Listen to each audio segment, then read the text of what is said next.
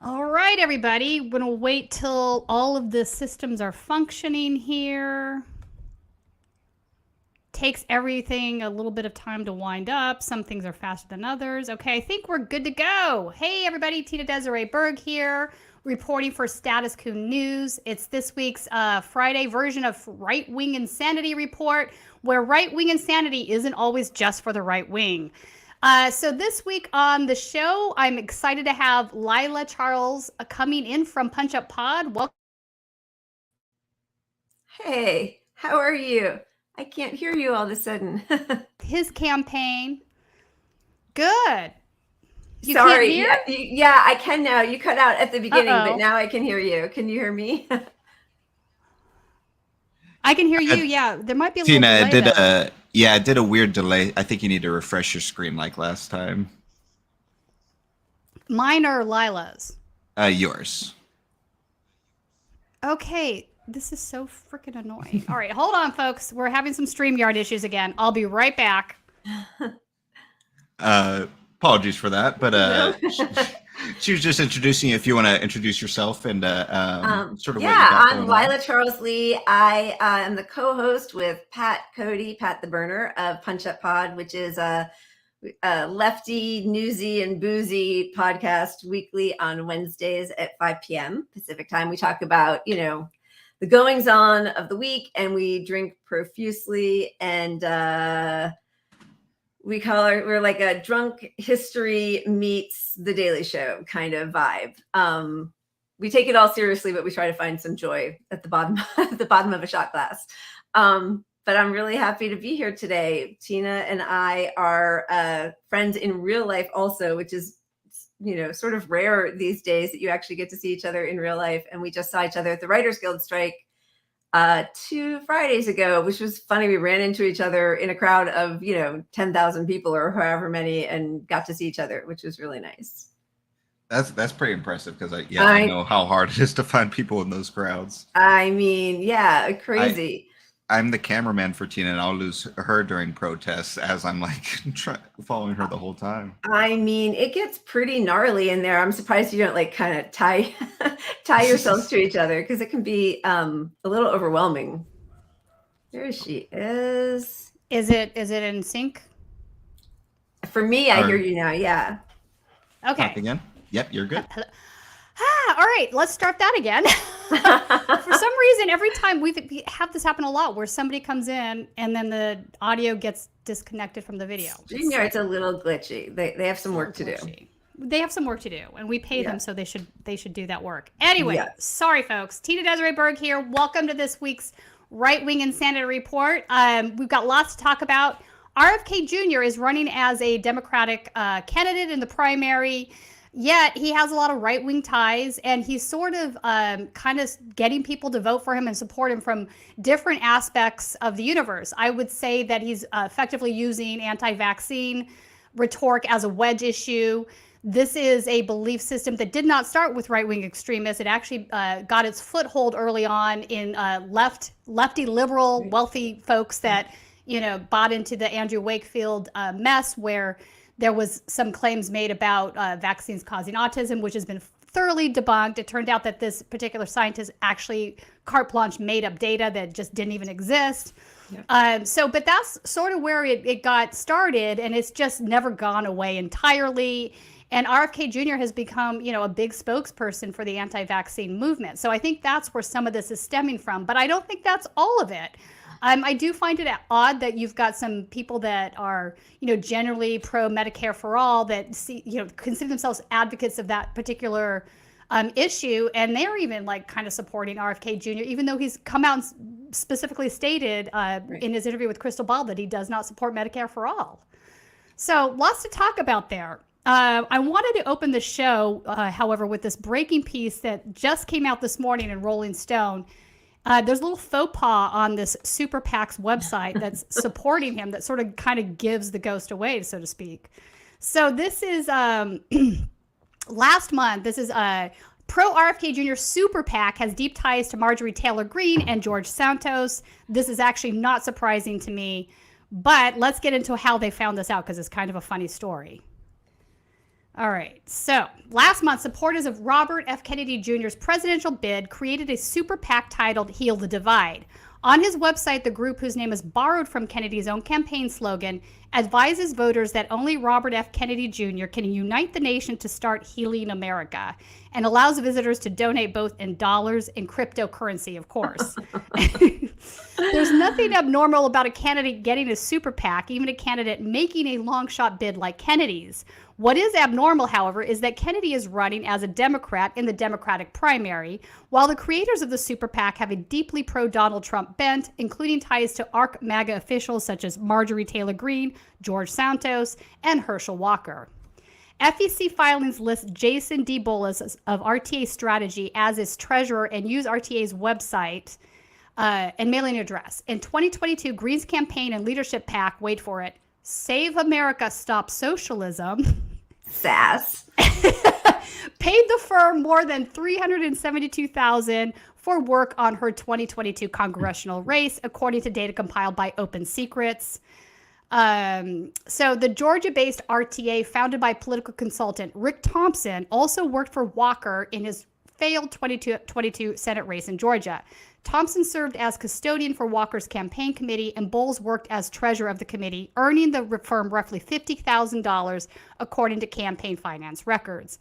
More recently, Bowles and Thompson have signed on as treasurer and designated agent, respectively, for the embattled Santos after the indicted congressman struggled to find personnel to handle his campaign finances. All right, now we get to the funny part.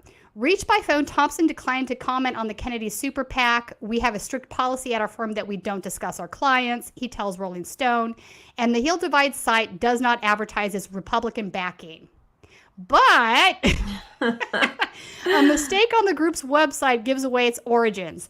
The site's terms of service appear to have been copied and pasted from MAGA PAC, a Trump super PAC, and incorrectly refers to the Heal Divide site as, wait for it, MAGAPAC.com. Wow. That's crazy. It is kind of crazy. So my thoughts are, it's not surprising to me that there would be folks on the Trump side that would support an RFK Jr. He's effectively, used wedge issues like anti-vaccine rhetoric to sort of draw into that crowd. There's a bunch of folks that at one time did support Trump, but they do feel let down by what Trump did or didn't do in office. That's not all of them. There's still a really, large cult following that do want to support Trump, but it's not all of them. So it seems, it makes sense to me that he would attract this sort of, wedge issue type voters out there to come and support him. What are your thoughts on this? Yeah, I mean, he sort of, at the beginning, he came out of the gate and talked a lot of anti-corruption, and he sort of has built his career on some real, truly, climate advocacy, and he's a Kennedy, and so he has that whole prestige Camelot behind him. And I think there's a lot of distrust and anger on both sides. And as you're saying, there's some Medicare for All people who I am shocked to see are supporting him, but they've also really become anti-vaxxers because of distrust of big pharma. And I think he's going to be quite, as the New York Times said, a headache for Biden.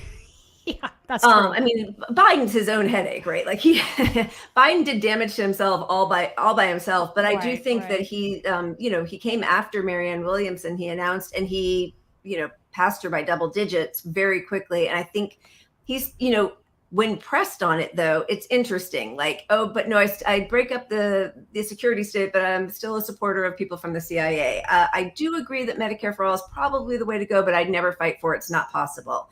I'm anti-war, but I think we should model our borders on the way Israel deals with Palestinian citizens. I mean, it's like one thing after another. He shows himself, I think, to be not have a serious ideology that is at all consistent.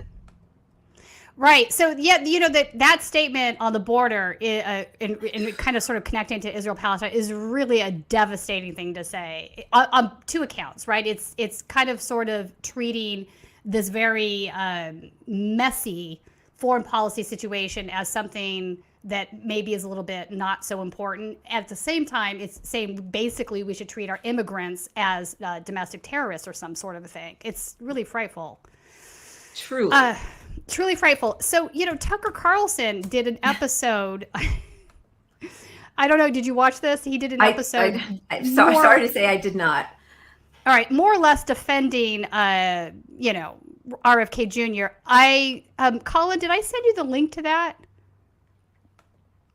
Because I'd like to play like the first 3 or 4 minutes of this. I don't think I have anything for that. All right, hang on. Let me resend it to you. You can link it in chat here. I'm going to email it to you right now. Oh, yeah. Coming at you, because I do want to talk about this. So Tucker Carlson, he's been defrocked from Fox News. He's now doing this Twitter show, whatever that means. I'm not sure. So Tucker Carlson is coming out and doing a whole episode defending Robert Kennedy and the things he said. And it's not just about anti-vax issues. He's, goes into we're going to play part of it as soon as Colin has it up. But Tucker Carlson, this is a guy that's defended, with regularly, white nationalists that believe in sort of white replacement theory. He's very much defended anti-immigration stances. I mean, these aren't even wedge issues at this point. So we're now getting into territory where this is like, right-wing extremist stuff. What do you make of that? Well, Tucker Carlson never misses an opportunity to try to, aggrandize himself off the back of somebody else, right? So I didn't watch that episode. I don't know if it was supporting RFK's stances, or I do know that some videos of his were pulled from the internet. And I have to say, I absolutely disagree with doing that. I would never shut something down or ban somebody. That's not where I land. I would rather meet it head on and discuss it, not debate it. I don't think we need a debate, because that would be a total clown show. But I do think when I did a lot of volunteering for Bernie in 2016 and 2020, and we got like a 20-page, manual with all of the possible issues that people are going to bring up and how to respond. And I think it would be really beneficial for all of us, because there's been so much, I think, confusing information. There have been some outright lies from, the nominal left, liberals, Democrat establishment. Everybody has lies coming out. That's definitely true. To only fact check one person or only ban one person, when Biden's vaccine only policy, I think it's basically Trump's policy. And, doctors and scientists were very clear when Trump said that he was going to do Operation Warp Speed, that vaccine only would never be enough to combat this global pandemic. And then Biden gets in and does the exact same thing and rip off your mask. And that's the Scarlet Badge. Right. And so I think there's been so much obfuscation. And then there are people who are on the cable news networks who are, have been sort of like lionized. Leanna Wen telling everybody go back to work, go back to school, right? And she's like a liberal. So I think what happens is people on the right look at that and they know that lies are being told by people who are in the establishment, who are doing it for their career or for monetary reasons. Clearly, Big Pharma is completely corrupt. It doesn't mean that everything they do is, but doesn't mean the science is bad. 100%. Pharmaceutical companies are very corrupt and they should be held into account. That doesn't mean that scientists doing the science of vaccines are all lying and making shit up and doing bad stuff. So 100%. But I think it's really important to have those conversations with nuance and separate it out and decouple the financial incentives that are corrupting from the science. I agree. I 100% agree. There are valid reasons that people are angry. There are valid reasons that people don't trust. I agree with you there. What happens, unfortunately, is that all that anger just starts to turn into a lot of misinformation. And that's where I get concerned, because I've tried to have conversations with some of these folks and they just, you could show them hardcore facts and they just are in denial about them being I just don't know what you do about that. So that's where we sort of are at this point. Yeah. I do think Colin has the Tucker Carlson clip. I saw him pull it up there. So let's go ahead and pull that up. There's never been a candidate for president the media hated more than Robert F. Kennedy Jr. You thought that title belonged to Donald Trump. Of course it must. Yeah, Bernie Sanders. But go check the coverage. Trump got a gentle scalp massage by comparison when he announced. When Trump rolled out his presidential campaign in 2015, the New York Times waited until the 17th paragraph of the story to attack him. But as well known as he is, the paper said at the time, Trump is also widely disliked. And then they cited a poll to back it up. That was the attack on Trump. 8 years later, the Times attacked Bobby Kennedy in the very first sentence of the story. Quote, Robert F. Kennedy Jr., the paper declared, announced a presidential campaign on Wednesday built on relitigating COVID-19 shutdowns and shaking Americans' faith in science. Shaking Americans' faith in science. Imagine if you were an ordinary New York Times subscriber reading that over coffee in your pre-war rent-controlled duplex on Columbus Avenue. You'd think Bobby Kennedy just declared war on the Enlightenment. My fellow Americans, he I have sorta come to did. shake your faith in science. Join me as I drag our nation back to the medieval period. You'd be appalled. CBS News viewers likely were appalled. In its coverage of Kennedy's announcement, CBS denounced the candidate's views as, quote, misleading and dangerous. The LA Times called him a threat to democracy. At the offices of National Public Radio in Washington, a full-blown Category 5 hysteria typhoon broke out. NPR devoted an entire segment to savaging Kennedy, not just as a candidate, but as a human being. NPR described him as someone who, for his own perverse reasons, has made, quote, debunked and false and misleading claims that undermine trust in vaccines, and who, in his spare time, provides moral support to crazed extremists who, quote, rally under the banner of what they call liberty or freedom. Okay, let's People stop magazine there. didn't even... Oh, All right, so I wanted to stop there for a reason. So this idea, does he rally under the banner of people that are like, my freedom, but are really looking at authoritarian types of government? The answer to that is absolutely yes. Colin, can you put up the tweet of RFK Jr., who is going to be headlining the Moms for Liberty conference? I want to put this up because I want people to understand what's going on here. So Moms for Liberty, their national summit, look, there it is. He's a headliner at this thing. So Moms for Liberty is absolutely right-wing extremists. They have various chapters across the country, but they associate with Proud Boys. All of that's well documented. Can we pull up the next tweet that I have? Because I want to give you guys an example in real time of what happened this week with one of the chapters. All right, insanity. So this is the Moms for Liberty chapter in Tennessee. I want you to note the quote on the right there at the top. It's an Adolf Hitler quote that is on the newsletter that they posted on Facebook. That is what I downloaded this right from Facebook. That is absolutely their newsletter. Why do they have this quote from Adolf Hitler on the front page if they're not extremists? I mean, are you serious? But I also got to appreciate that right below it is, something about hate groups. Then they had to retract that, of course. It's never a good idea to quote Adolf Hitler. I'm sorry, it's just not. So Cardinal rule. Just stop yourself. Just don't. You got to hand it to Adolf. Yeah. What? So they pulled the quote. They apologized for it. They re-upped the newsletter, reposted it without the Adolf Hitler quote. But then keep scrolling through. I wanted to show there was a post. There's the new newsletter. And then the next one is a screenshot from their social media for the Twitter, I believe. So, even then they're like, well, we didn't mean it like we agreed with him. We just wanted to point out that he's bad, which is just fucking nonsense. I'm sorry. That's just like absolute nonsense.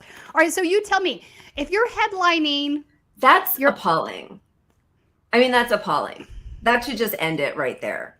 Because I understand having, skepticism about the COVID vaccines, about different approaches to how we've handled it, which has been monstrous, I think, through 2 administrations. But to ally yourself with that group, that's a choice. And that's not, there's a difference. People would say, oh, Bernie went on Fox News or went on Joe Rogan.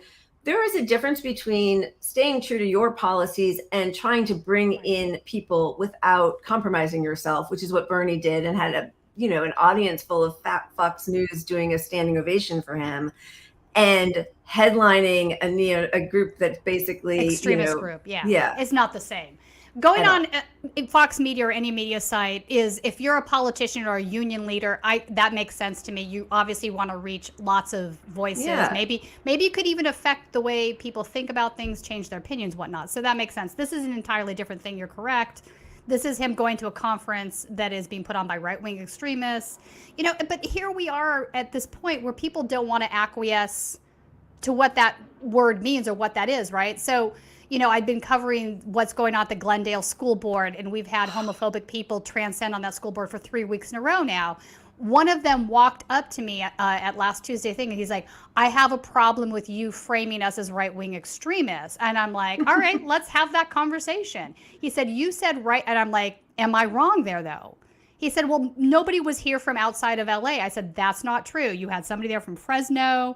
You had somebody there from Norco. You had 2 people there from San Diego. El Cajon was the second. Somebody there from Bakersfield. And I went down the list.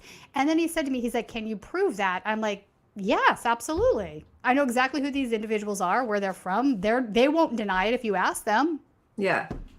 And I think one of them referred to Glendale as part of LAUSD, which is not, like they gave it away a little bit that they weren't locals. Yeah. I mean, was it the Hell Valley Proud Boy sticker that the guy was spreading around that gave you the first, Yeah. But they just choose to believe what they want to believe or ignore the things that they find displeasing. And this is what I find to be problematic, because you could no longer have a conversation with somebody that does that. Like, where do you go after that? He's like, no, you're just not proving anything. That's just false. And I'm like, no, these are just verifiable facts. But also funny that he went from, we're not right-wing nut jobs or whatever, because we're not from here. I don't even know, but that's not even crucial to what they were there to protest, which it wasn't alone, it makes them. Leila, it was in their minds because they've been putting forth this argument that there were no right-wing extremists there. They were just concerned parents. Oh. Which is just not true. It's just false. No, it's gross. Were their parents there? Yes, there absolutely were. I'm not negating that fact. But what they're saying is that there were only concerned parents there, and none of these other elements existed. And I'm like, I said to this guy, does it really behoove you to make that claim when it was the extremists that started the brawl? Right. They had been coming around through the backside, trying to get in to start a brawl the entire time. I'm like, I'm not suggesting that you were part of that brawl. I'm guessing you weren't. And he said I wasn't. I said, so who do you think started the brawl? Right. And he had no response. No, because it's, I kind of backed him into the corner. I'm like, these are the people that started the brawl. Yes, they are absolutely 100% right-wing extremists. I said, if you're not okay with them being here, then you need to have that conversation with them, because they're here supporting you. From that group of people. Absolutely. Anyway, I digress, but I think that this is just kind of highlights the problem on a grander scale of what's happening across the country, right? So people get sucked into these places. They're not particularly, maybe they don't agree with Nazi ideology. They just don't really like gay people, but here they've got Nazis in their midst. What do they do about that, right? So it's a broad coalition. It's a broad All right. I mean, that's one way to frame it. If you want to advocate with that group of people, you might want to take a look at what you're advocating for. Right. So, and now Moms for Liberty, I wanted to bring up Southern Poverty Law Center has now actually classified this group as, designated them, better word probably, as a hate group. So I wanted to read some of the things that SPLC has listed that they've said. That's always telling. Hear it from them in their own words, right? So the K-12 cartel, also known as the National Teachers Union, met and drafted a proposal to replace the word mother with birthing person. This is insane and insulting to every mom in America, but don't worry, relief is coming, because as the Teachers Union pushes an agenda focused on everything but educating our children, American parents are rising up, taking back our school districts, and putting the focus back on educating our children. To be clear, you will not be seeing Moms for Liberty rebranded as Birthing Persons for Liberty anytime soon. Gender dysphoria is a mental health disorder that is being normalized by predators across the USA. California kids are at extreme risk from predatory adults. Now they want to liberate children all over the country. Does a double mastectomy on a preteen sound like progress? Of all the things that are not happening, that is at the top of the list. But again, they believe that this stuff is happening. I talked with many of these folks, and they're like, yes, that is happening. That stuff is happening. And it's like, it's not. It's just right. But they believe it. So what do you do when somebody believes something that's, not happening? And they're, listen, if these guys were promoting pedophilia in the classrooms, I would be on that side with them. Yes, you're right. We need to stop this. Of course, yeah. But it's not happening. That's not what's happening here. What's happening is they're trying to be inclusive with everybody about gay rights. Adding. We recognize that this is Pride Month as a resolution should not upset people at all. That's nothing to get upset about, but that is what they're getting upset at.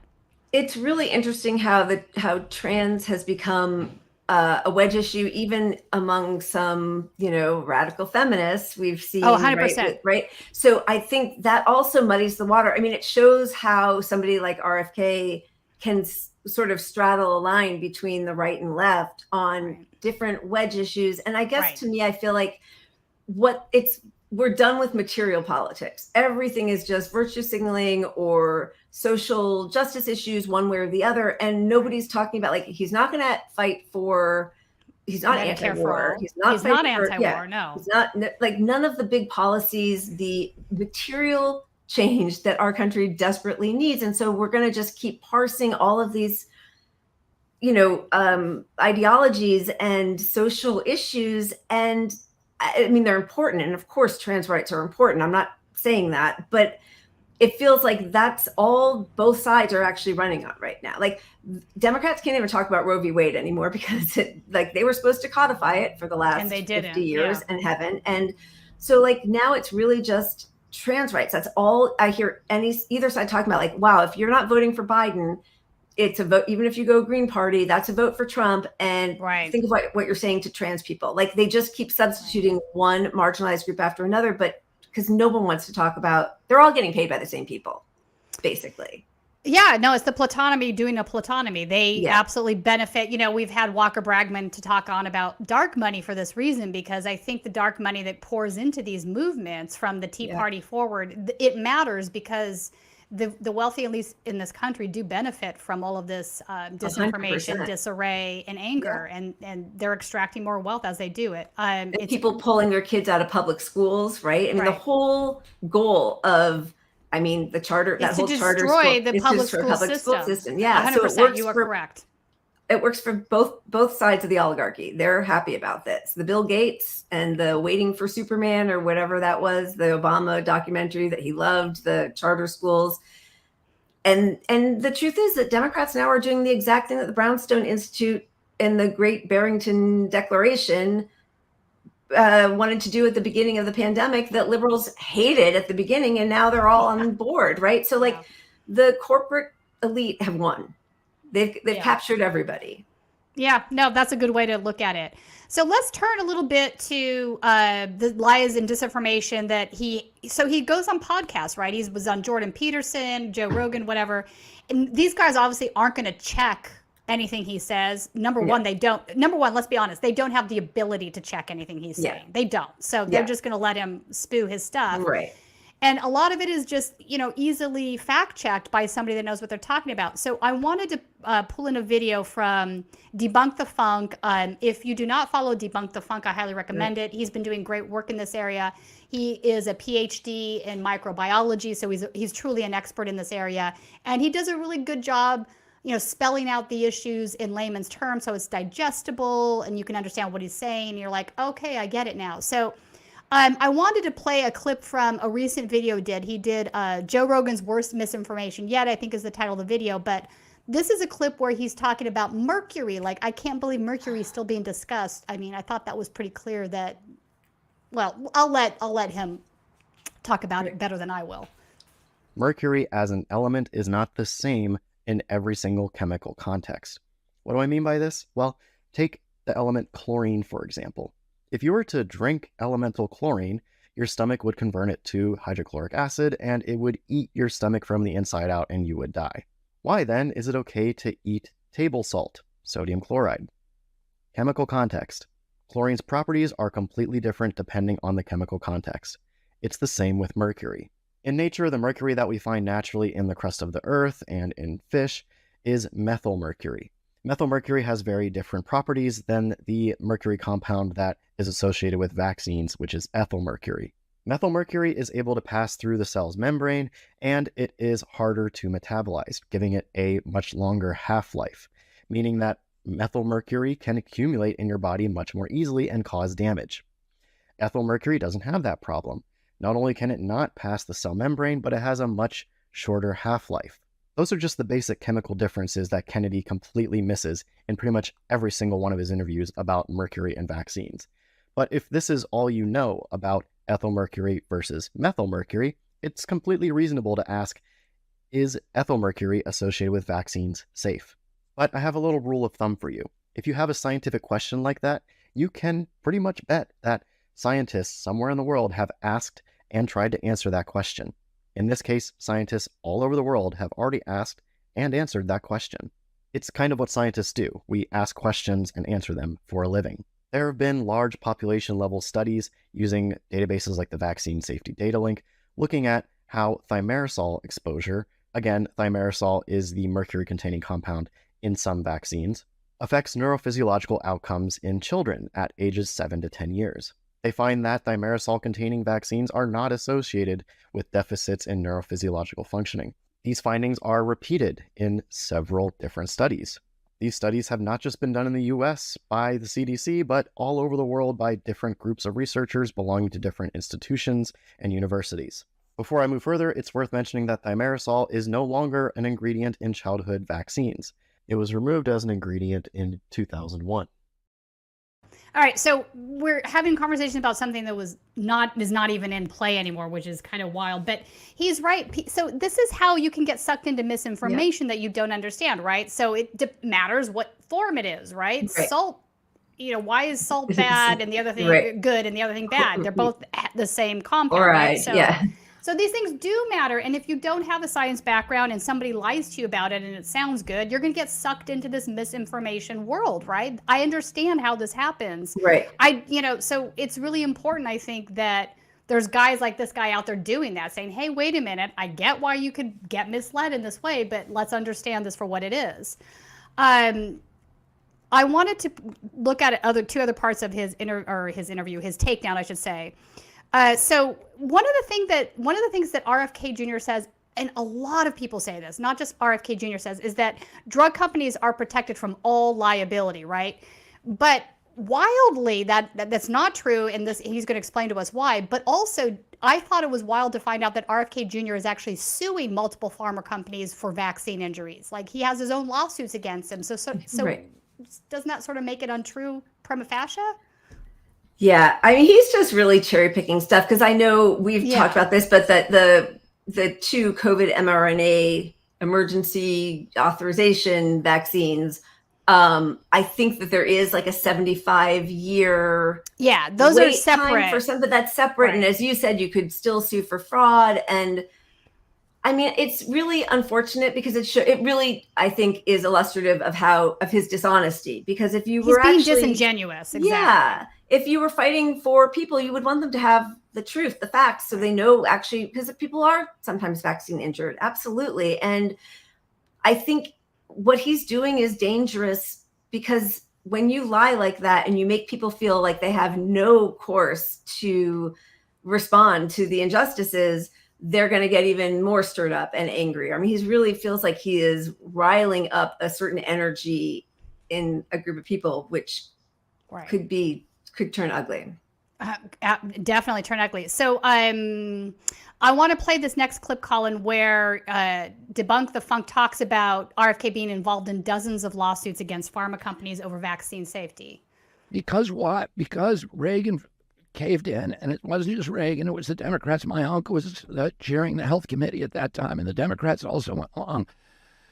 They passed the Vaccine Act in 1986. And the Vaccine Act gave immunity from liability to all vaccine companies for any injury, for negligence. No matter how negligent you are, no matter how reckless your conduct, no matter how toxic the ingredient, how shoddily tested or manufactured the product, no matter how grievous your injury, your vaccine company, you cannot be sued. Another huge lie. In America, the Vaccine Injury Compensation Program started because many people were believing that their children were being harmed by DTaP vaccines. So many parents believed that their children were being harmed by these vaccines and suing vaccine manufacturers that vaccine manufacturers said, we're not making money off of this. We're just going to stop making these vaccines. So the government actually stepped in and said, no, we need you to keep making these vaccines. So let's figure this out. So the Vaccine Injury Compensation Program essentially was started as a means to have citizens who believe that they were vaccine injured sue and get compensation for their injuries without suing the pharmaceutical companies directly. By the way, those parents who thought their children were being harmed by Tdap vaccines, that was investigated, and it was found that those vaccines had nothing to do with those children's cases of encephalitis.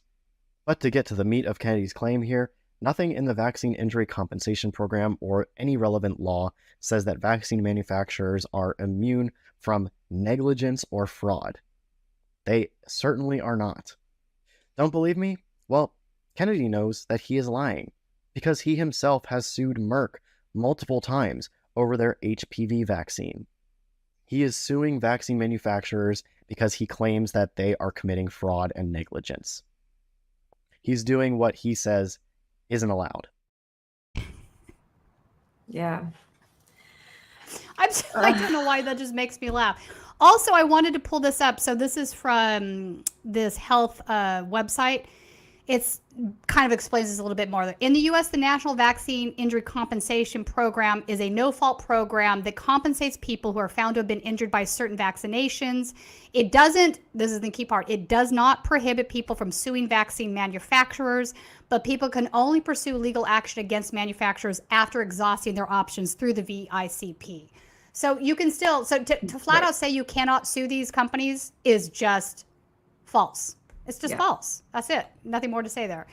All right. So I wanted to bring up this other AP News article about fact checking because twice now there's been spats of this meme flying around Twitter, Facebook, other social media that post a baseless claim that there was a SCOTUS case that was about the mRNA vaccine. There was never any such SCOTUS case. That never happened. But this meme keeps like raising its ugly head again. So let's pull this up. Claim, Robert F. Kennedy Jr. won a U.S. Supreme Court case against all the pharmaceutical lobbyists in which the court ruled that mRNA COVID-19 vaccines caused irreparable damage. AP's assessment, false. There has been no such Supreme Court ruling, according to the court's comprehensive online archive of opinions. Kennedy, a lawyer who has advocated against vaccine, told the AP in 2021 that articles sharing similar claims were false. At the time, he said he had been involved in dozens of lawsuits regarding vaccine safety, there it is again, but none had reached the Supreme Court. So again, you know, these lies continue to persist. I mean, because people will see one thing, they think it's true, they share it on their timeline, then other people are like, oh, and they share it, and then next thing you know, the lie is all the way halfway around the world and everybody believes it. Yeah, I mean, really unfortunate. He's definitely not my guy, never was. So I'm sort of shocked by the traction he's getting. But, you know, I do think it's important to separate out whether you debate him, which I don't think would be beneficial to anybody, or whether you take his list of lies as Debunk the Funk is doing, and there have been other threads. And I think Professor Hotez, who was at the middle of this controversy where Rogan said he'd pay him $100,000 to come on and debate RFK Jr., which just feels like, you know, worldwide wrestling or something like a clown car show. Steel cage match. It's, 100%. I would say no. Horrible. Yeah, that wouldn't work well at all because he'll find some study that nobody's ever heard of and he'll cite it. And then a responsible person can't refute it if that person has not gone through every list of anything Kennedy might say. And so you're left a little flat-footed. But Hotez said he would go back on, he's been on several times, Rogan's show to talk about RFK Jr.'s claims and debunk them. And that to me feels like, perfectly reasonable response. Yeah. And I don't think that that's been met with acceptance from the Rogan crowd at all. No, this poor doctor has been trolled mercilessly and received death threats. I read some of them online. It's just absolutely, it's like what I call $8 Chan is just out of control. But I do think it's important to cite those things because it gives us all ammunition when we are met with the disinformation or the lies about something that, Debunk the Funk going through it. And you're like, okay, no, you can sue. You just have to go through this because otherwise the onslaught of misinformation and studies that maybe you haven't heard of or that are cherry picked, it's difficult for a layperson. It is absolutely difficult for a layperson, and that's why a lot of these podcasters have been called out by the scientists doing the study. I've seen this happen a few times on Twitter where the podcaster gets the science totally wrong, and the scientist is like, yeah, you're bastardizing my study. You don't understand what's happening here. Let me explain it.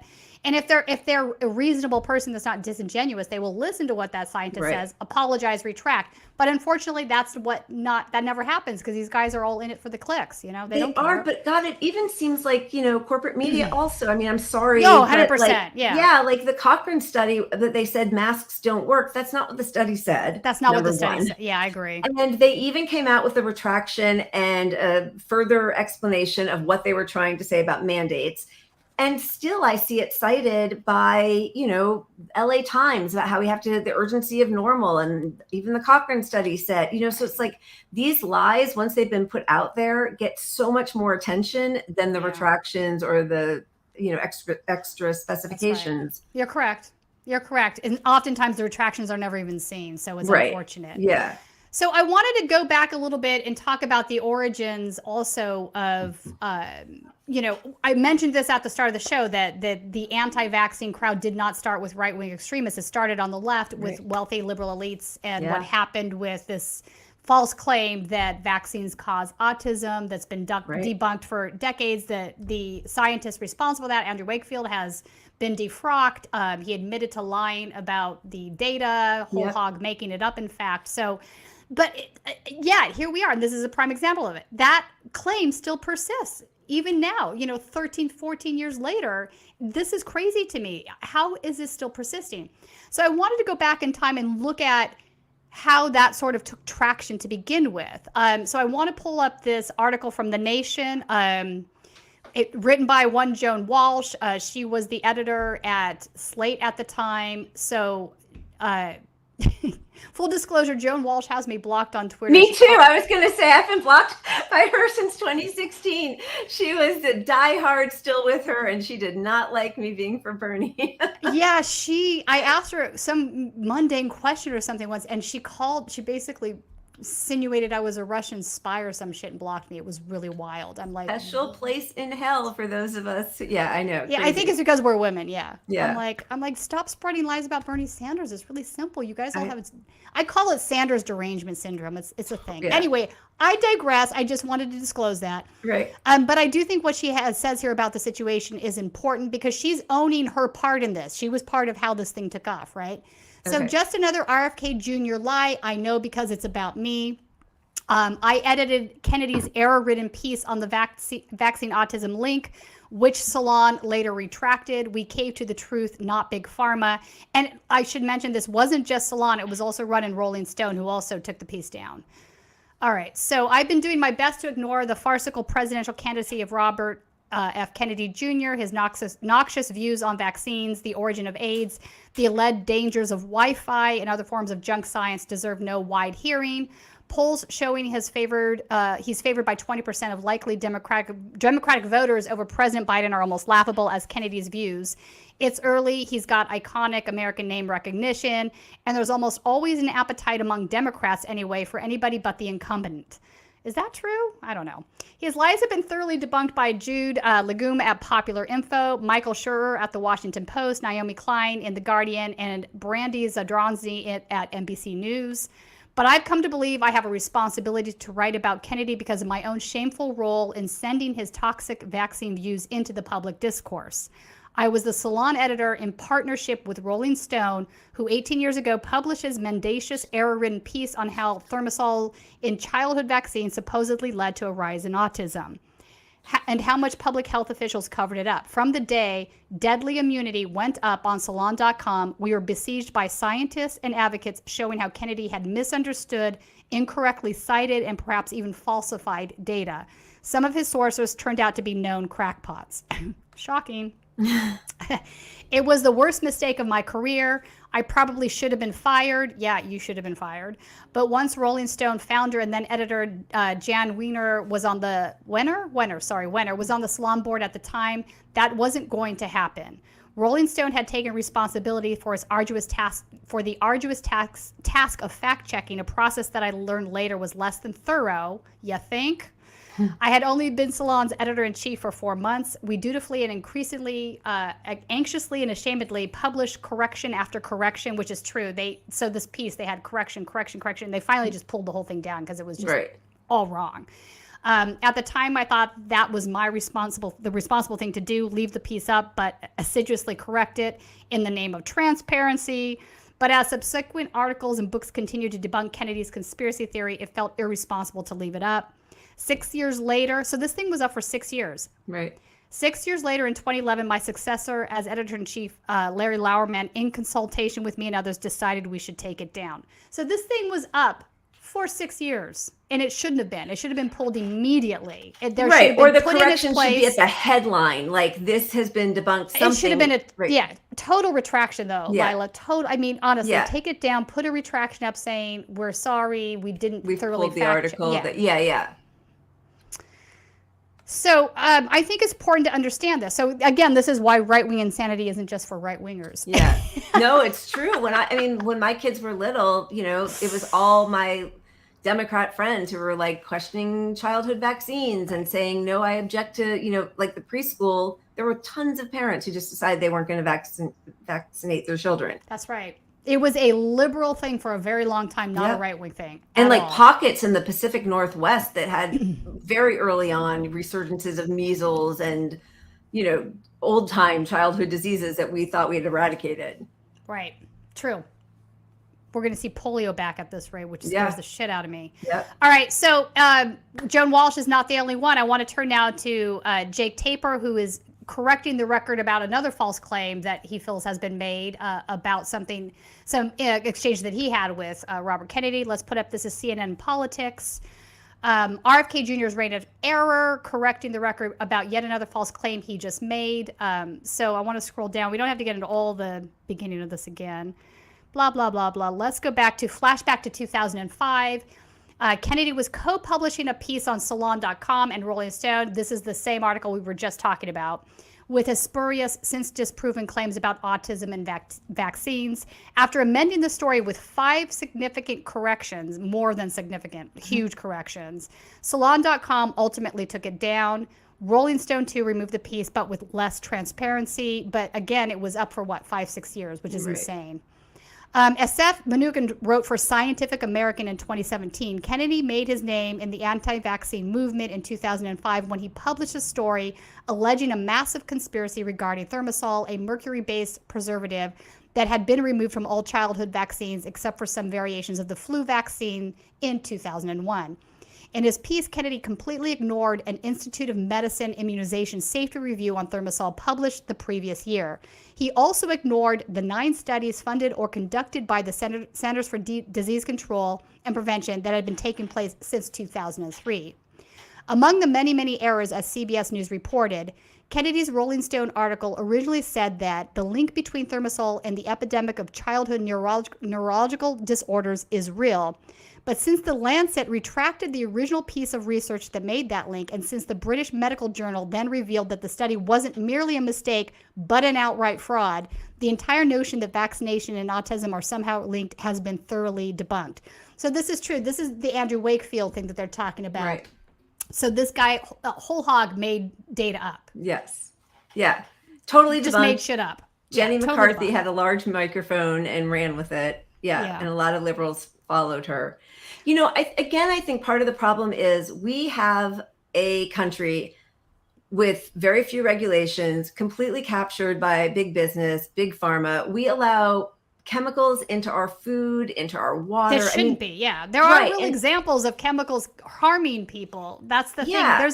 There's a reason people don't trust anything. I get it, man. I totally get it. Yeah. I mean, like just today, 3M, right? They were forced to pay, I think, $10 billion over the next decade for leaking forever chemicals into the water. Yeah. Now they're the same people who make the N95 masks here. So I saw a whole segment going off on that. And, if he weren't so dishonest, he would focus on the actual problems, the Monsanto, all the, yellow dye, red dye, all those things, the hormones that we put, when there was mad cow disease. Yeah, all of that. And because there's a reason that we are such a sick country. Hey, Medicare for all, that would also be helpful. Yeah, but vaccines aren't the reason. Right. And instead he's going off on this one tangent. Right. Because he doesn't actually want to take on the corporate class. Because if he does this, he's actually not, he's taking on his donor class. No, he's taking on the donor class is probably funding his campaign. You're correct. And the sicker we all are. Yeah. He's part of that wealthy elite. I mean, this idea that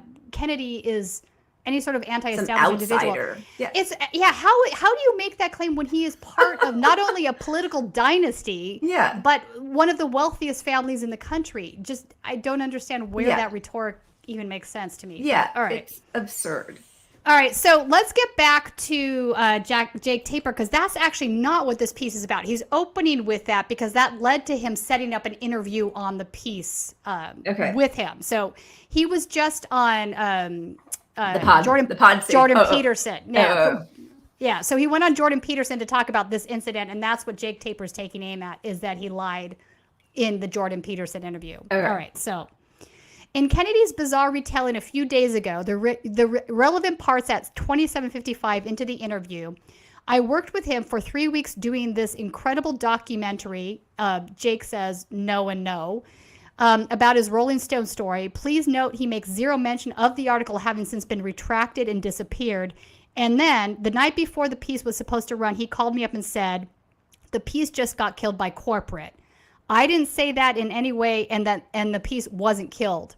All my career, I have never had a piece killed by corporate, and I'm so mad, he said, I said.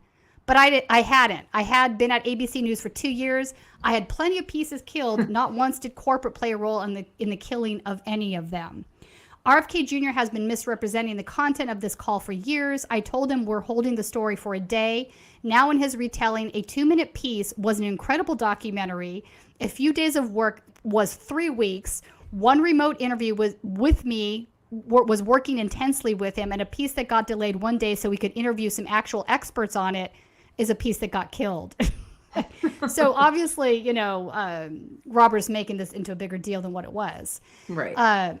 So for the record, the piece did air June 22nd, 2005. In it, I reported that Kennedy alleges a government cover-up, arguing the Centers for Disease Control, in collusion with the pharmaceutical industry, suppressed data about the dangers of thimerosal, a preservative that had been removed from vaccines years before.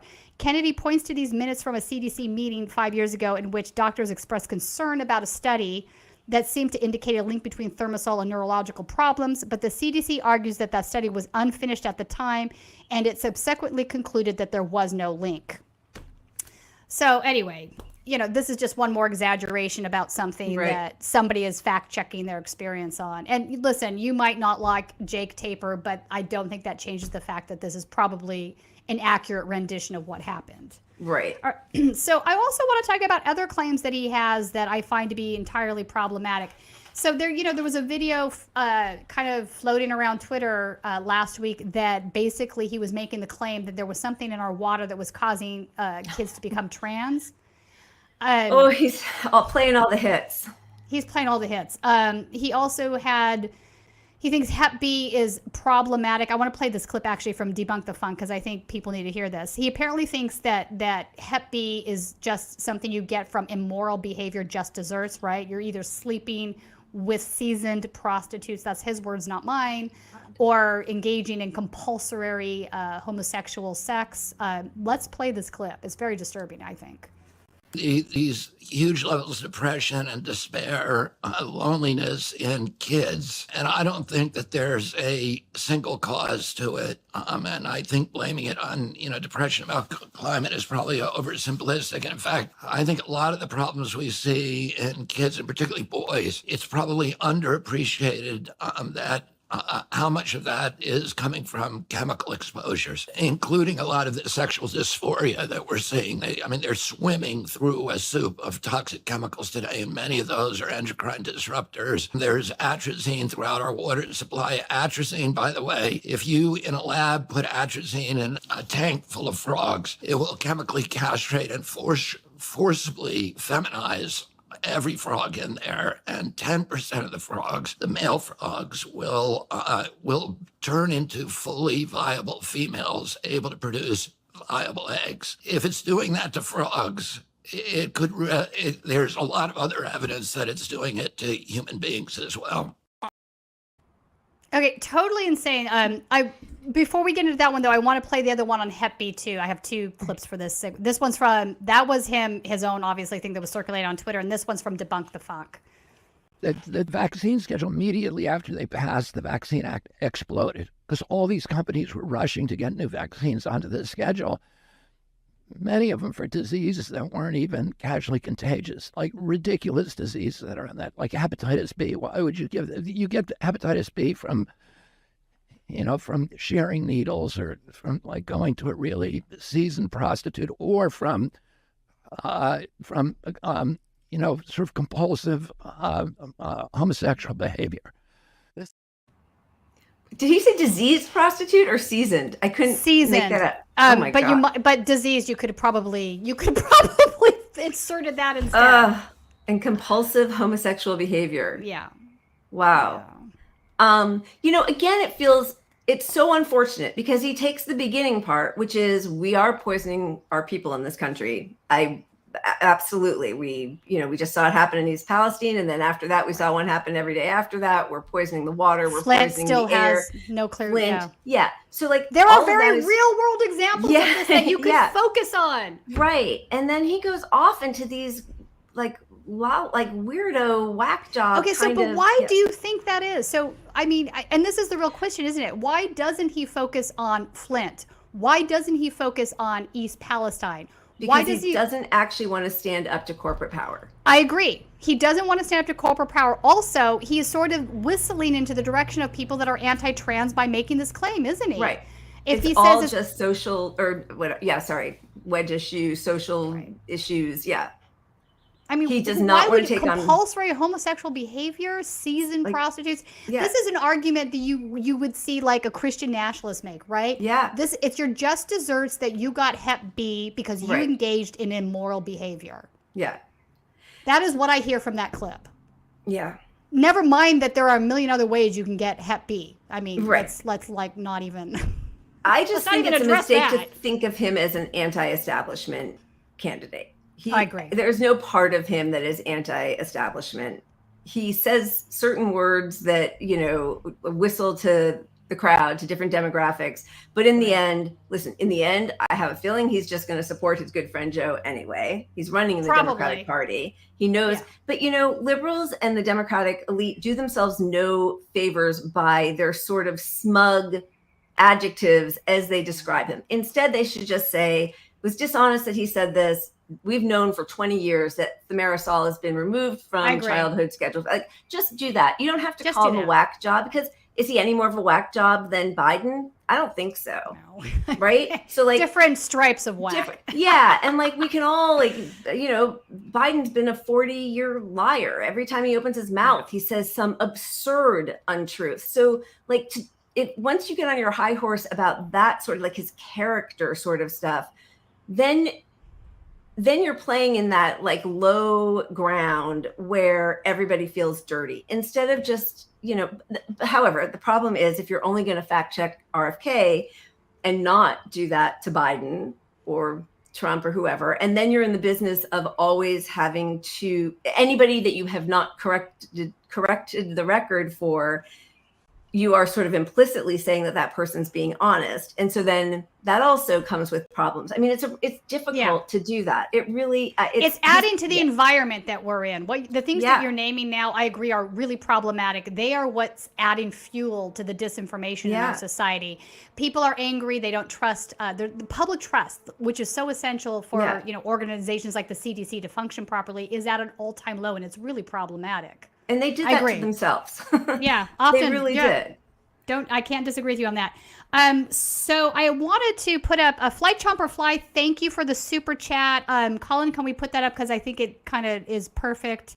He's basically saying there's a difference between ethyl and iso alcohols. Exactly, right? One will kill you, one will get you drunk happy. That's what I got right here. Right? There, right, the back of your So anyway, the scientific journal rescinded their vaccine. That is, yes, they did. 100% they did. So that is the Wakeland thing. It turned out this guy had falsified information. And yet here we are still having this thing has legs for 20 years is absolutely insane. Absolutely insane. Anyway, so anybody else wants to give us super chats, we'll be addressing them later on in the show. I want to turn now to a different segment because, we had... Clarence Thomas just, got in trouble. Well, no, he didn't get in trouble. He should have gotten in trouble. He got held to the fire by journalists and by the public, but there's not going to be any real, no consequences for that. But, quid pro quo with billionaires. I'm going to do, take money from these guys, take gifts from these guys. Yep. I'm going to oversee, not recuse myself from their cases. or if I do, I'm not going to say why. So there's clearly some ethics problems going on with the Supreme Court, and it looks like that the Clarence Thomas story was just the beginning of people actually getting into this. I think we're going to be seeing more stories like this because they are under much more of a lens than they have been in the past. Yeah. So Alito just. Oh, sorry. Go Alito. No, I was just Alito just was shown to be in the same situation, right? Palling around with a billionaire, then not recusing himself and deciding in his favor. I mean, it's such a corrupt court anyway that they can make decisions that are against the whole will of the American public. I don't know how to do it. Also against case law at this point. Before, at least they would have some sort of idea that I'm sticking to precedent. Now we're saying it's textualization of the. Yeah. But they're not. They're doing whatever they want to do, and it's obviously really politicized. So it's a very dangerous situation. Yes. All right, so let's put up the ProPublica piece in case folks haven't seen this reporting yet. Justice Samuel Alito took luxury fishing vacation with GOP billionaire who later had cases before the court. Clearly, that is an ethics violation. Let's see. All right, so in early July 2008, Samuel Alito stood on a riverbank in a remote corner of Alaska. The Supreme Court justice was on vacation at a luxury fishing lodge that charged more than $1,000 a day. And after catching a king salmon nearly the size of his leg, Alito posed for a picture. To his left, a man stood beaming, Paul Singer, a hedge fund billionaire who has repeatedly asked the Supreme Court to rule in his favor in high-stakes business disputes. I mean, come on now. Singer was more than a fellow angler. He flew Alito to Alaska on a private jet. If the justice chartered the plane himself, the cost would have exceeded $100,000 one way. In the years that followed, Singer's hedge fund came before the court at least 10 times in cases where his role was often covered by the legal press and mainstream media. In 2014, the court agreed to resolve a key issue in a decade-long battle between Singer's hedge fund and the nation of Argentina. Alito did not recuse himself from the case and voted with the 7-1 majority in Singer's favor. The hedge fund was ultimately paid $2.4 billion. Alito did not report the 2008 fishing trip on his annual financial disclosures. By failing to disclose the private jet flight Singer provided, Alito appears to have violated a federal law that requires justices to disclose most gifts, according to ethics law experts. Experts said they could not identify an instance of a justice ruling on a case after receiving an expensive gift paid for by one of the parties. Yeah, this is just not done. If you were good friends, what were you doing ruling on his case, said Charles Gay, an Indiana University law professor and leading expert on recusals.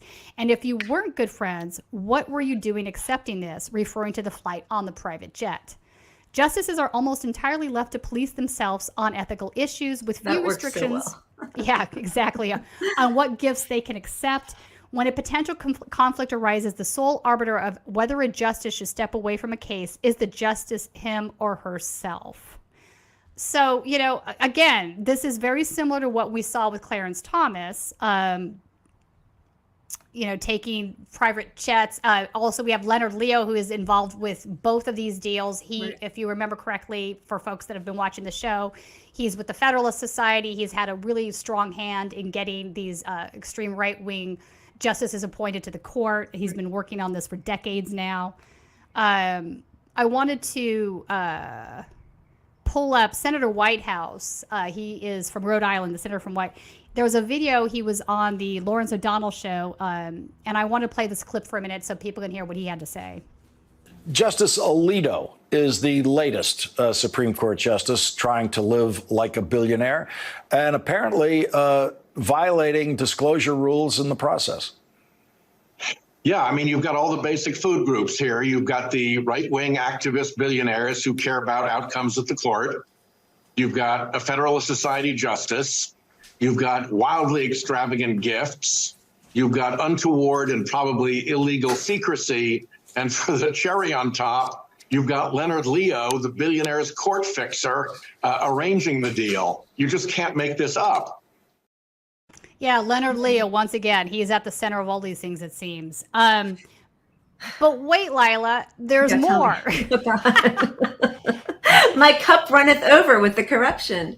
But wait, what if I told you that there's another piece that came out that got very little attention? Let's pull this one that's up in Slate.com. On April 25th, Chief Justice John Roberts sent the Senate Judiciary Committee a statement on ethics principles and practices, and it was signed by all 9 justices. Roberts forwarded along the statement in lieu of testifying before the committee and obviously hoped it would quell growing congressional concern over the Supreme Court's growing ethics scandals. The document identified various recusal and disclosure practices, claiming that all of the current members of the Supreme Court subscribe to these suggested rules. It took Justice Samuel Alito barely a month to violate them. In the court's orders list on Tuesday, Alito noted his recusal from BG Gulf Coast and Phillips 66 versus Sabine Neches Navigation District, a case about 2 energy companies shirking their obligation to help fund improvement of a waterway that they use for shipping. The court declined to take up the case, leaving in place a lower court decision against the companies. But the justice did not explain his reason for recusing one of Roberts' promised practices. To obtain that information, you must dig through his financial disclosures, which revealed that he held up to $50,000 of stock in Phillips 66, one of the parties. Alito is one of 2 sitting justices who still owns individual stocks as opposed to conflict-free assets like mutual funds. The other sitting justice who maintains investments in individual stocks is, of course, Roberts himself. So this should not be allowed. If you are a SCOTUS judge, you should not be able to hold individual stocks, right? So when they're saying that the other justices have mutual funds, it doesn't mean that they don't have savings. It means that they have, either. Right. So there's ways to still hold stocks without holding a direct interest in the company, which would obviously provide a conflict of interest. So, absolutely. I mean, where does this end? These guys how long have these guys been doing stuff like this? The entire time, no doubt. And we're just hearing it. It's just getting reported on now because it's becoming, something to look at per se. Yeah. But I mean, yeah, unfortunately, I feel like, and again, I don't mean to both sides everything because I am far to the left and I find all these people repugnant, but there is a definite tilt just towards pro-corporation in the Supreme Court. Even if the liberal 4 or 3, will, for gay marriage or for more sort of social issues, they will come down on the correct side. But, just I think 2 weeks ago, they ruled basically like an anti-working class, anti-strike. And That's so true.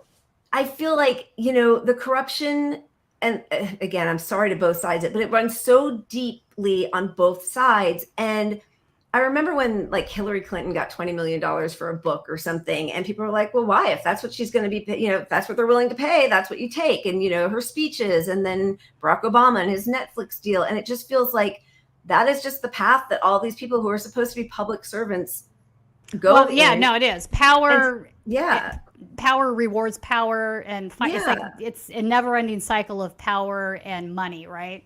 Right. Like Nancy Pelosi wouldn't try to impeach Trump for his financial issues that were against the law for a president to be involved in, because she also has that same level of corruption. So nobody's going to people call them out, but then the people who could actually hold them responsible, they're not going to follow through, because if they did, they'd have to do it to the person sitting next to them, and that's never going to happen. So it just becomes like a moment in the media sphere and then just disappears while we talk about the 5 billionaires at the bottom of the sea. Like that's right. Not the ones who are still present destroying the globe. Right. Which, I mean, they're at the bottom of their scene because of their own stupid decisions, which is just wild to me. All right.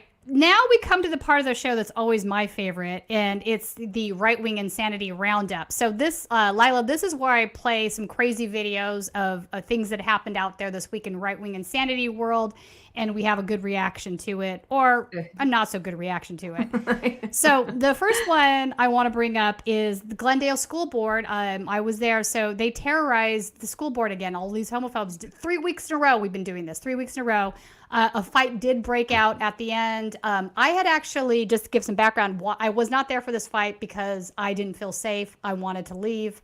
It was getting a little bit too dicey. These guys were clearly looking to beat people up. It was obvious to me.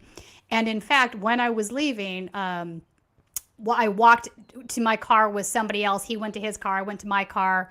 I got in my car. This guy drove by me. I pulled out. And next thing I know, this guy stops in the middle of the street right in front of me. he opens his door, gets out of the car, and starts screaming at me. He had been one of the guys that had been over at this protest. Wow. Yeah, I was like, that's terrifying. Yeah. Yeah. I had a moment of like, is he going to like break the window of my car? So I basically just decided to drive on to the other side of the street and get around him and just gun it out of there, which I did. But there was such rage. I mean, I've never seen such rage in a while. So I want to play a few of these clips. Let's pull up these Glendale School Board clips, Colin. Genitalia. Don't turn yourself into a communist slave. Because that's what they want. They want to turn you into communist slaves. This is you. Use you like a meat shield. They want you to be a meat shield for the global elite while they keep you flying in their ivory towers. You queer. They're having big families, but they want you to destroy yours. You bitch. Look at George Soros. He's got 5 kids. 1 girl and 4 boys. Oh my God. Leila, are you a communist slave? And did you know George Soros had 5 kids? I don't know what you focus on in this clip because you have the person on the bullhorn, whose name is Shiva, saying this crazy stuff. And then you've got this guy like just really ragefully screaming homophobic slurs at people. Horrific. And I saw something at one of those where I think a Proud Boy was yelling, screaming. And then as he leaves, the police officer who's like standing in between says, all right, I'll see you later. Like, you know. The police are all there. I actually know who that guy is. Oh, we'll really? table that for another day. Yeah, I do know who that. I know that Proud Boy.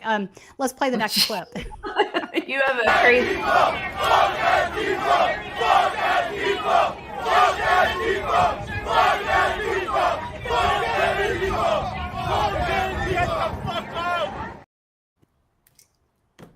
I don't know who. Here's the funny thing. Well, who are they screaming "fuck Antifa" at is the question. At this point, there was maybe 10 journalists there. We were just standing there going, "All right." Wait, yeah.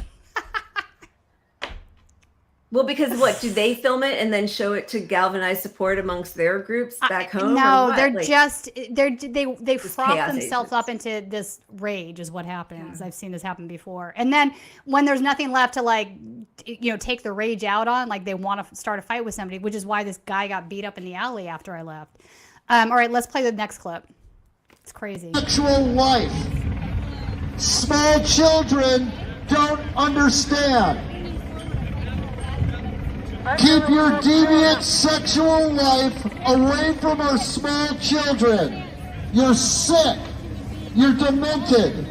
You drove here because you want to push your sexual agenda on small children. That's why you drove all the way here. That's sick. Now, mind you, this guy doesn't live in Los Angeles. Oh my God. I'm not going to say where he lives because I don't want people to go like dox him or some shit. Him. Yeah. But he does not live in Los Angeles. So I thought it was really funny that he's like, you drove all the way here to, and I'm like, Okay. Is this a point where kids are entering and exiting the school, or are they just standing outside during the day? This is the school board. It's in the evening. Okay. Right. There have been kids out there a couple times, yes, because they've come to like receive rewards from the school board, or they've had other things going on. This is outside of the meeting, so it's really inappropriate to be doing this. 100%. Just really disturbing stuff. So this is. Now let me ask you this: if I call these folks homophobes, am I lying? Well, would they reject that? Do they not think what do they call themselves? I don't know. I had some guy tell me that he took aim at that. I'm like, but you are homophobic, are you not? I mean, I don't. What was his response to that? Because when you were telling that story earlier, it sounded like his response was, I am from here. I was like, wait, that has nothing to do with I'm not clear. It's very wild to me. It's like, I have more respect for the Proud Boy that actually says, I don't like gay people. Right. At least this guy's being honest. Yeah. I don't agree with him, but they say they're protecting children. Is that what they say? We're not. Okay. So to bring this back to what started this there was a resolution for the Glendale School Board to just acknowledge that June was Pride Month. That is it. Wow. That's horrible. That's it. All of this is coming from a very simple, straightforward thing that should not be even remotely controversial. Yeah. What a disaster. It really is. This country is so sad because they've been so abandoned by the people in power. I mean, I know people are always going to be racist. You're always going to find them somewhere. But, we know that there were a lot of people who voted for Obama who then turned around and voted for Trump. So at least some of them could probably be saved. Oh, 100% they can Right? be. A lot of this, what's driving this, I would say, the percentage of extreme racism in this country, 10%, I'm talking about like neo-Nazis, the individuals that I talk, 10%, 15%, like it's not a majority. It doesn't need to be a majority to cause problems, obviously. Right. And there are those that are more soft shoe racist, was what I would call them. They do hold racist views, and I think that needs to be addressed, but they're not going to be blatant about it. But they have no problem. You'll see this with the TERFs, right? These are definitely women that consider themselves to be liberals, but they obviously hold some incredibly homophobic beliefs, and which is why they will accept, the Nazis doing Sig Heils in front of the drag show with them, because they're like, all right. Yeah. I mean, it's kind of crazy stuff, but I think what you're getting at, and I agree with, is that the income inequality in the country absolutely makes that worse. Because a lot of people can't get a fair shake. I think this is how they get sucked into being red-pilled, right? Yeah. So you can't get a fair shake. It's not your fault. You're a white guy. It's the fault of the immigrants. It's Why the fault is this person of getting a whole women. Month? Yeah. It's the fault, right? Why are these people getting a whole month and you can't get a fair shake? Yeah. So they're that's the kind of rhetoric that sort of drives all of these extremist fascist movements. Positions. Absolutely. Yeah. Fascist and we movements. learned this like in grade school, and I can't believe we're repeating it again. Yeah. I know. And that is when I really do blame, I mean, obviously Republicans, but Democrats for crushing the left and paving the way for them to keep moving further right. And it's just, it's horrifying. I 100% agree with what you just said. I think there's definitely a case for that. All right. So the next clip, TPUSA has now platformed a self-described white nationalist. I'm not calling him a white nationalist. He is a white nationalist. I will call him that, but he is calling himself that. Let's play this clip. I would just like to say thank you to the wonderful people for organizing the event. I'm used to kind of getting some flack from journalists, and I can imagine that my buddy here is in the same boat, but it really says a lot, not only for the people who attended the event, but for the people who organized it. I mean, it's one thing to get photographed attending an event that is hosted or I should say spoken at by white nationalists, yours truly, but it's another thing to actually organize it. Like, that's going to be on your record. That is a risk, and so I really appreciate not only standing by us, but being so friendly and amicable as well. And that's just really just a lot about your character. So it was a great event. I'm really happy with it. All right. So this is John Doyle. He has been now associated with TPUSA. That's the, the college organization run by Charlie Kirk, Candace Owens, whatever, that try to red pill guys that are in college. Right. So John Doyle, he is a groyper. He is a white nationalist. He doesn't hide that fact. There's no way that TPUSA doesn't realize this. So I don't think that TPUSA can continue to say that they're not associating themselves with white nationalists. I don't see how that's remotely possible. I want to turn to a group called Church Militant now, because John Doyle is also associated with this group, Church Militant. Let's pull up this Salon article that recently came out. On August 18th, the Catholic, so just a little background, groypers are also very religious individuals. So they're white nationalists, but they're also Christian nationalists. They definitely have a very strong religious component. This is the group associated with Nick Fuentes, just to remind folks. On August 18th, the Catholic right media outlet Church Militant featured a half-hour interview with John Doyle, a young YouTube streamer who drew national attention this June for helping to lead a uniquely ugly protest against LGBTQ Pride Month event in downtown Dallas. The 22-year-old Doyle, whose YouTube show, Heck Off Commie, so has an audience of some 300,000 subscribers, has openly referred to himself as both a white nationalist and Christian fascist. But to his interviewer, Church Militant founder and president Michael Voris, he was a saint in the making. And as the conversation brought Doyle's message to a new and different audience, the alignment of right-wing Catholicism with some of the most extreme voices on today's far right only grew. For years, Church Militant has served as an angry gadfly within the world of right-wing Catholicism, objecting not just to moderate and progressive Catholics and Pope Francis, whom the outlet sees as a heretical, thank you. But for some reason I couldn't get that out. But also to more mainstream conservative Catholic outlets it views as insufficiently critical of church hierarchy.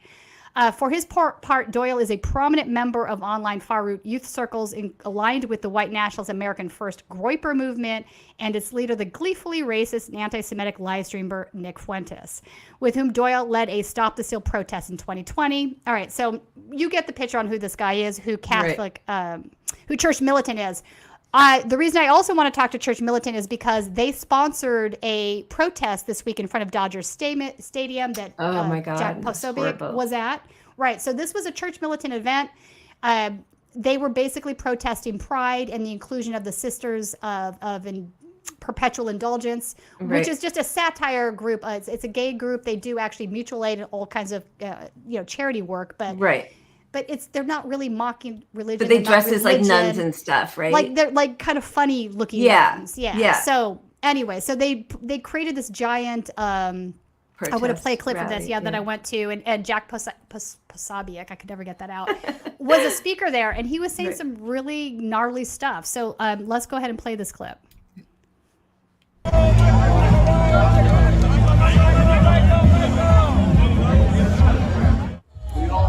To heaven, especially those who need of thy mercy. Thy kingdom come, thy will be done, on earth as it is in heaven.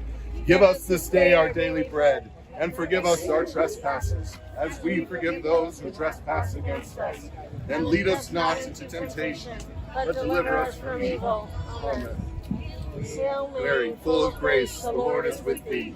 Blessed art thou among women, and blessed is the fruit of thy womb, Jesus. Holy Mary, Mother of God, pray for us sinners, now and at the hour of our death. Amen. Hail Mary, full of grace.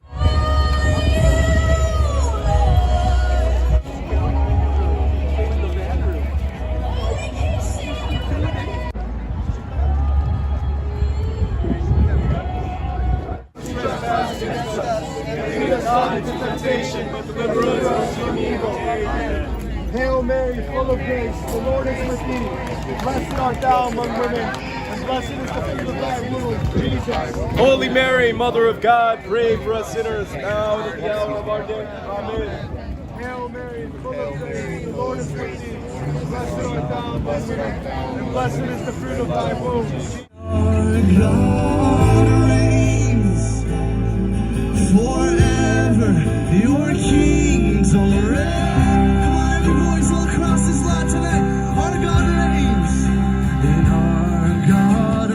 But let me tell you something about this priest. Kind of interesting. Father Darren Merlino, how many of you watched the movie Nefarious? He was one of the prison guards. You're looking at one of the prison guards from the movie. So he's kind of like, I guess, a priest actor, I guess. I want Father to pray Psalm 91 protection over all of us. By the way, Psalm 91, in case you're wondering, it is the oldest exorcism prayer in Judeo-Christianity. King Solomon started the ministry of exorcism about 1,000 years before the birth of Christ. Guess what prayer Solomon used to drive out demons? Psalm 91. This is a prayer of exorcism. I'm going to ask Father Darren to pray Psalm 91 protection over all of us, and then I will pray the rosary with my lovely wife of 40 years. Literally, when I said till death do us part, I meant it. She meant the same thing. And so I just want to testify to the fact that you can stay together with somebody in Christ. You know what Anita and me did as young Catholics? We invited Jesus into our marriage. What is with thee?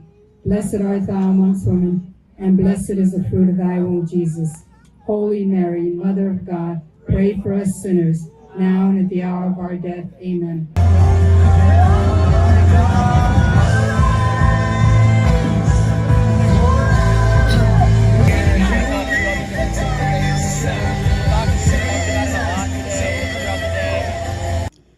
You who dwell in the shelter of the Most High, who abide in the shade of the Almighty, says to the Lord, my refuge and my fortress, my God in whom I trust.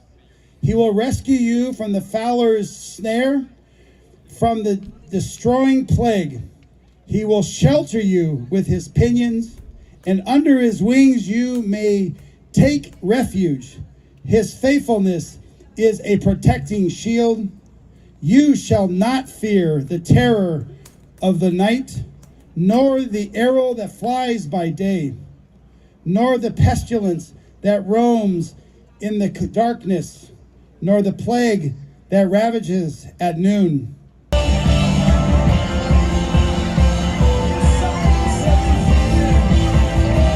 In my heart of hearts, I believe it. Because when one of those freaks puts on that makeup and claims that they're a sister, a member of a religious order, we know that's an illusion. We know that is false. They're not the sisters of perpetual indulgence. They are the sisters of demonic possession. That is what they are. And we're here, we've all gathered here today with the bishops, with the priests, to perform an exorcism. Because we need to exorcise Dodger Stadium. We need to exorcise the demons from within our midst. Because we know that when the serpent approaches you in the desert, what do you say? You say, "Get behind me, Satan! Get behind me, Satan! Get behind me, Satan!" And it's as simple as that. Because when they put that makeup on their face, they're concealing their true self. And they're making a mockery, not of us.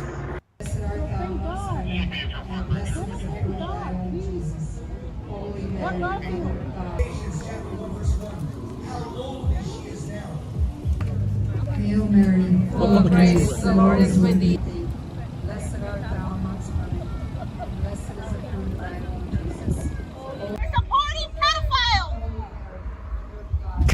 My God, would not be mocked! You're supporting pedophiles. Viva Cristo Rey! Viva! Viva Cristo Rey! Viva! Viva Cristo Rey! Oh my God. Well, I gotta hand it to them though. I mean, the dedication to brave all the traffic to get to Dodger Stadium just to stand there in the heat.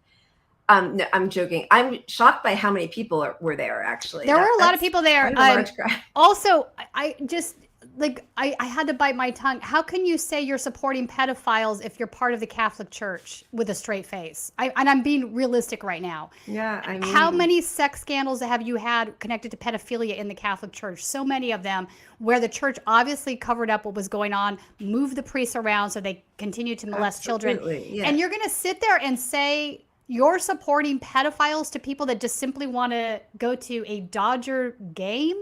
Yeah, it's insane.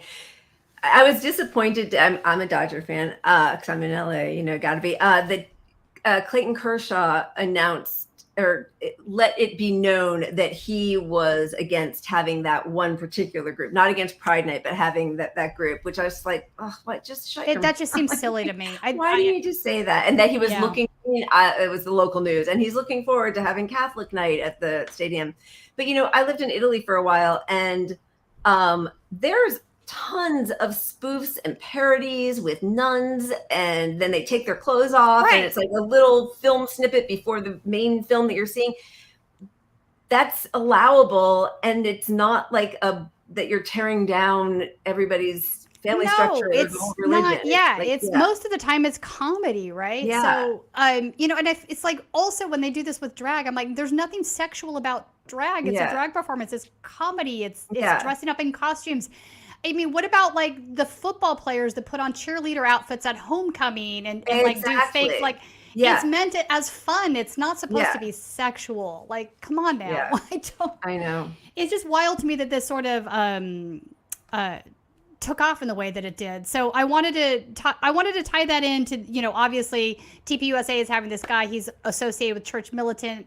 This is another example of who Church Militant is. So they are very, very extreme, traditionalist Catholics. You know, I had to go through, just as an aside, and I had to delete like anti-Semitic posts on the video when I posted it, because a lot of these guys are very much anti-Semitic as well. So this is like the Mel Gibson, you know, we must have everything. Like, so very much extremists. It's a melting pot of the worst people in the world. Yeah. So I find it strange that why was Jack I can never say his name. Posobiec. Thank you. Why was he there? No, so for folks that don't know who he is, he was obviously part of the Trump administration. He's a longtime alt-righter guy. He did this ridiculous documentary that was supposed to be this like, this is who Antifa is, and it was just nonsense. Right. Not truthful. Anyway, but you get the picture from that. But he's a big grifter, in my opinion. I think he does most of what he does for money. I don't think he has any real commitment to any of these things. He went on to do, I don't know if it was mass or not. He did something in Latin. I was like, what's happening now? And it was bad Latin. It wasn't even like it was bad. So I was like, okay. Diversionary tactic. Right. Again, I mean, I feel like it's all this. It's the structure remains the same wherever you take it, whether it's the anti-maskers, the anti-vaxxers, where like it is people who are being taught to hate a small other minority of people so that nobody's focused on the great heist that's happening all around us. The great heist that's happening all around that they're engaging in. Yeah, it's like a sideshow. There was this great post. Hey, Colin, can you find this post from... I wanted to put it up now. I can't find it. Also, do we have any more super chats that I missed? Colin, can you let me know? Did I miss any? Because you do good. Yeah, we got a decent amount of super chats here. Oh, God, I missed a bunch? Oh, let's do them then. Yeah, we can go through them here. Do you want me to read them out? Put them up. Yeah, please. Put them up, read them out, because you do... much better job of that. How did I miss? See, I'm so focused on like the show. I think that is true, right? Yeah. First up, we got Fly Chomper Fly. Oh, sorry. Oh yeah, no, you can read them if you want. Fly Chomper Fly. I think these people want RFK Jr. to weaken Biden. Yeah, no, I think that's a valid position. It would make sense why a Trump organization would throw money at it. Right. It's sort of how the Democratic Party does the Pied Piper strategy. Yeah. We elevated all those MAGA candidates. Yeah, exactly. Right. So it is something that political operatives do. I think it's stupid as hell to do that because sometimes you're overestimating how weak this candidate is. You think that they're a clown show. You're validating them. And you're also validating their opinions. I agree. Yeah. 100% agree with that. Okay. Ariana, hey Ariana, how are you? Dedicating this one to trans youth across the globe. Thank you, Ariana. I appreciate that. Trans people appreciate that. You know, we do cover a lot of trans events of late as they're fighting for their lives right now. I don't think that's an exaggeration. The amount of hatred I'm seeing lobbed at that group. You know, and I asked this another gal, just to not to digress, but I asked her, I said, what do you make of intersex children? You're basically saying you want to throw them into the pit of fire called hell. And at the same time, you're telling me that God doesn't make anything that's not perfect. So which is it? What was her response? She looked sideways and confused. And she's like, that doesn't. And then she's like, that doesn't. I'm like, it does happen. Yeah. That is what we're talking about here. That is absolutely, it does happen. You need to like kind of maybe rethink some of these positions. Yeah. Because they're very harmful. Yeah. They're lethal. They actually are. Yeah. Yeah. All right, Tony D. What's up, Tony D? I'm going to Chicago Pride Parade on Sunday. Fun. Take some video. If you take some video, we'll share it on the next Status Coup. And I'm serious about that, Tony D. Take some video. I can't see. Dia Co, how are you? At the Glendale school hearing and outside the brawl, where did the Armenian American and Muslim community factor into the tensions? That's an excellent question. There were Armenian parents on both sides. I know that that's sort of been lost in the portrayal by a lot of the news reporting that's been done on this. But I spoke with Armenian parents on the gay rights side that absolutely, they went over and they were trying to have actual conversations with folks on the other side that didn't always turn out well. So I'm of the belief that no group is monolithic. Sometimes people want to have things boiled down to like a simple thing where I can put this person in a box and call it that and it's fine. But it's just never that simple. And I did talk to a couple of the Trump supporters on the other side. And one of them was like, we don't have right-wing extremists here. And I'm like, you do. I'm not saying you are a right-wing extremist. I think you're a decent person. I've been talking to you for 10 minutes now. You seem perfectly fine, decent, whatever. I think you believe some stuff that's not true. And we've talked about that stuff, right? Right. But that doesn't mean that everybody over here is you. I'm like, what about this guy over here who's a Proud Boy? And he's like, is he a Proud Boy? I'm like, he 100% is. He wouldn't deny it. Go ask him. Like, please go and ask him. So I just think sometimes people they're not aware. I think some people do show up to these protests because they might, hold a certain set of beliefs. Right. And then they get there and they're like, maybe it's not what they thought it was going to be. So, right. So I do think that it needs to be stated that there were absolutely 100% parents on both sides. Some of them were absolutely Armenian. So, right. Glendale has a very large Armenian community. So folks that don't live in Glendale will understand that. Muslim parents, I didn't see any of. I know that there might have been some there. I did not get any opportunity to speak to them, however. So I don't know about that. Hopefully that answers your question somewhat. We already had this one. The difference between ethyl and isopropyl, one will kill you and one will make you drunk. I prefer the latter. Oh, yes. Tina, please interview Erin Reed about trans laws. I do want to interview her. I'm going to DM her. She's on my list. I've been following her on Twitter now for a while. She puts out some really good stuff. Thank you for that. Tony 100% will follow up on that. Flight Chomper Fly, the scientific journal rescinded their vax study. They absolutely did. Andrew Wakefield, turned out he was lying about data, making stuff up. So everybody pulled that out. But apparently it's the lie that just keeps persisting for whatever reason. It's hard to just make it go away. And it's harmful. Super sticker. We love the super stickers. It's Melina. Okay. Oh, Melina, you're the one that said this really cool thing that I wanted to put up on the screen, even though it wasn't a super chat. Anyway, I will paraphrase it. Melina was basically saying that she was a Republican, but she started watching Status Coup, and she learned a lot. And she's no longer a Republican. I'm guessing that you're like neither party, and I'm just going to do the smart thing and try to figure stuff out. There we go. District 34, you showed me the GOP are a bunch of fakers. So keep it up. If you can open my eyes, you can help anyone. My family is Republican-backed generations.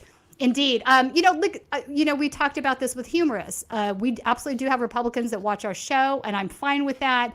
And in fact, I think if you can reach out to people and open their eyes to things and maybe, that improves things across the board, I think that's a good thing. I think that's why we should do what we should do. I'm certainly not somebody to disregard an entire community just for their beliefs. That's just not how I roll. Again, I just don't, and I don't think every group is monolithic, but I will point out the things that I feel problematic. And sometimes, people don't want to hear that stuff. I get it, right? Yeah. I get it. I totally get it. That is kind of innately human, right? So, but we have to just keep trugging along because honestly, the state of our democracy, which is in tatters, let's be honest, what we have left of it. Yeah. Like Jordan, if was sitting here right now, he'd be saying, so would Ron, what democracy, right? I mean, I don't feel it, yeah. I do, however, have optimism. I do think we can make something of it. The Constitution is got some pretty amazing things in it, and I think we can make something of it, but it's going to take a lot of work, and we do have to fight back against the plutonymy and all of these forces that are, wanting to extract more and more wealth from the average American out there. So that's my 2 cents for the day. But I agree with you that the dialogue and reaching out to people, that is the project. If to hope to change minds and come to some kind of not compromise, but some understanding about basic human dignity and rights that we should all enjoy. Yeah. Right. Exactly. We don't, everybody has to agree on everything. That's an impossible, that's an impossible thing to achieve. You'd be bored anyway. You really just want to talk to people all day that only think like you. Come on. I mean, kind of. No, I'm joking. Leila, thank you so much for joining me today. Thank you for having me. Absolutely. Yes, Punch Pod Wednesdays at 5 p.m. Pacific, 8 p.m. Eastern. I co-host with Pat Cody, formerly Pat the Burner. Yeah. We drink a lot. We talk about the topics of the week. We show clips of what's going on and just try to have some joy in the midst of all of this mass desperation. Right. Indeed. All right. Thanks for joining us, Leila. Thank you for having me. Also, I want to point everybody to the video of the scientists. I asked Colin to put the clip or the link, into the bio section so you guys can, but it's, Debunk the Funk. Debunk the He's Funk. Awesome. Thank you. Yeah, he's great. He's awesome. He had some great videos on there. He's really down to earth, and he makes science so clear. It's awesome. So I highly recommend his channel. Thanks for joining me today on Right Wing Insanity Report. Also, remember everybody, next week we're going to be in Atlanta on the ground at the Cop City, a week of action. Colin and I are leaving to go to Atlanta on Wednesday morning early. So ears to the ground. There'll be no right-wing insanity, obviously, next week because of that. But we'll have lots of stuff to report on as that happens there in Atlanta. Have a great, fantastic weekend. Go out and hug your pets, hug your loved ones, and have some relaxation. Absolutely. Thanks.